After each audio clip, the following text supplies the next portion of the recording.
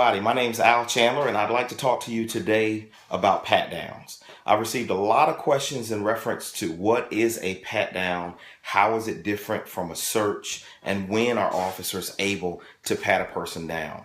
I'd start by saying that the pat down comes from a landmark case called Terry v. Ohio. In that case, one of the things that came out for law enforcement is that officers have the ability to pat the outer garments of an individual for weapons. This is a safety issue. That's what makes it much different than a search. A search of a person is an attempt to find contraband, wherein a pat down, its sole purpose is for weapons.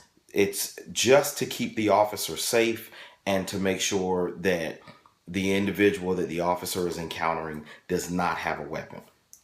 Now, what the officer needs to be able to do in order to conduct a pat down is he or she simply needs to be able to articulate, I had reason to believe that there might be weapons on this person based on this. That is not a very high threshold for what the officer needs. However, whatever it is, the officer needs to be able to articulate it. And obviously, the more information the officer can provide, the better.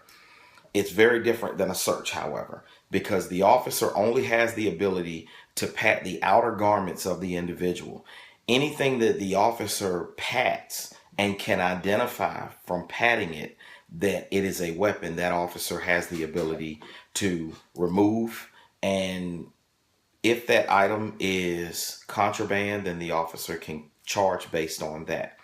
Now, most officers know this. Law enforcement training academies pound this information into new recruits because it is a cornerstone of law enforcement. So therefore, an officer knows and understands that, yes, I'm going to pat this person down for weapons. And that does not give the officer the ability to go into the pockets. The officer has to get a reason to search for that. He has to be legally able to search in order to go into pockets, unless, of course, he finds a weapon and believes the weapon to be in the pocket. If he manipulates something in the pat down and he can say, yes, I believe this to be a gun, or yes, I believe this to be a knife, then the officer can go into that pocket or into that waistband and remove that article. But otherwise, if the officer pats something down that he or she cannot identify as being a weapon, that officer cannot extract that item without getting either permission, or unless later on it's reason to arrest, and then you can search incident to arrest.